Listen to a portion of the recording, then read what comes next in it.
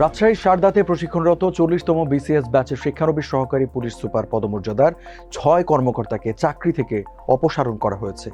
20 ফেব্রুয়ারি বৃহস্পতিবার স্বরাষ্ট্র মন্ত্রণালয়ের জননিরাপত্তা বিভাগের পুলিশ শাখা 1 থেকে জারি করা এক প্রজ্ঞাপনে এই তথ্য জানানো হয়েছে। দর্শক, এসব নিয়ে এখনকার টিভিএস নিউজ আপডেটস, সাথে আছে আমি রঞ্জু ইফতেখার।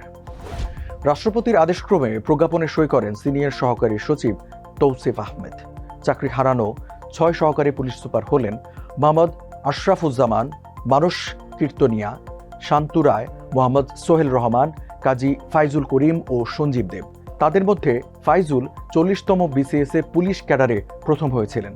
তিনি কুয়েটের ইলেকট্রনিক্স অ্যান্ড কমিউনিকেশন ইঞ্জিনিয়ারিং বিভাগের শিক্ষার্থী ছিলেন।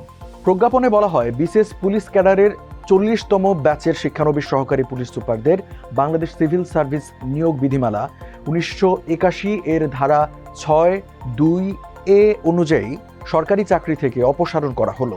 যথাযথ কর্তৃপক্ষের অনুমোদন ক্রমে এই আদেশ জারি করা হয়েছে বলেও প্রজ্ঞাপনে উল্লেখ হয়েছে।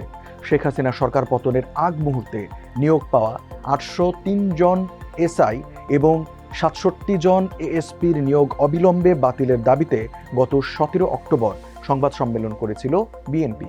এরপর 2 দফা প্রশিক্ষণ সমাপনী কুচকাওয়াজ স্থগিত হয়েছে। 15 ডিসেম্বর এলোমেলোভাবে হাঁটার অভিযোগে 25 শিক্ষানবিশ সহকারী পুলিশ সুপারকে শোকজ করা হয়। তার 2 মাস বাদে 6 জনকে অপসারণ করা হলো। দর্শক, এই ছিল এখনকার টিভিএস নিউজ আপডেটস। আর সংবাদ ও বিশ্লেষণ জানতে টিভিএস এর সাথেই থাকুন।